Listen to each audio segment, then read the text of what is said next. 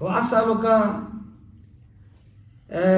بِرَدِّ الْعَيْشِ بَعْدَ الْمَوْتِ، اور پروردگار میں تجھ سے سوال کرتا ہوں کہ مجھے موت کے بعد بھی زندگی نصیب فرمانا۔ یار موت کے بعد زندگی تو ہے، قبر میں بھی کوئی زندگی ہے تو عذاب و ثواب ہے نا۔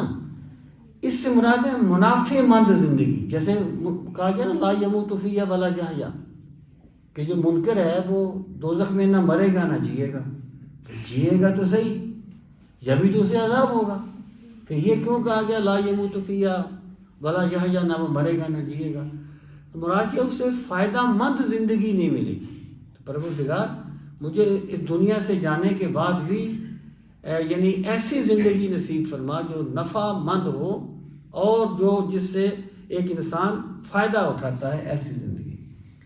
وَأَسْأَلُكَ نَظْرَةَ النَّظْرِ إِلَى وَجْهِكَ، میرے مالک میں تیرا روئے زیبا دیکھنے والی نظر کا تجھ سے سوال کرتا ہوں۔ وَأَسْأَلُكَ النَّظْرَ وَأَسْأَلُكَ لَذَّةَ النَّظْرِ، میرے مالک میں نظر کی وہ لذت مانگتا ہوں اِلیٰ وجہ کا، جو تیرا دیدار کرنے کے بعد نصیب ہو۔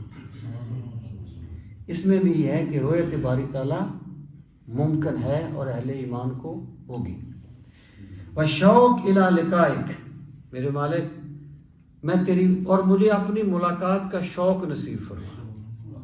شوق ہوتا ہے نا، بندہ اپنے محبوب سے ملنا چاہتا ہے تو سرکار یہ دعا مانگتے۔ اصل میں یہ بات میں بارہا اس پس منظر میں عرض کر چکا ہوں کہ پہلی بات تو یہ ہے کہ یہ جو ایمانی لذتیں ہوتی ہیں نا، کیفیات ہوتی ہیں، یہ بندے کو جتنی زیادہ ملتی ہیں بندے کی طلب اتنی زیادہ بڑھ جاتی ہے۔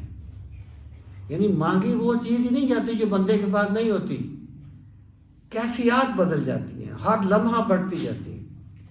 اور دوسرا یہ ہے کہ ان دعاؤں میں رسول کریم علیہ الصلوۃ والسلام نے امت کو بھی ایک تعلیم دی ہے کہ رب سے یہ چیزیں بھی مانگا کرو، خدا سے خدا کی محبت، اس کا شوق، اس کی رضا، اس کی طلب، اس کا دیدار، ان چیزوں کا بھی سوال کیا کرو۔ تو پروردگار عالم مجھے نظر کی وہ لذت عطا فرما جو تیرا روئے زیبا تکنے کے بعد نصیب ہوتی ہے۔ وشوق الی لقائک، اپنی ملاقات کا شوق، فی غیر الضراء مضرہ، بغیر کسی تکلیف کے، بغیر کسی اذیت کے مجھے اپنا دیدار نصیب فرما۔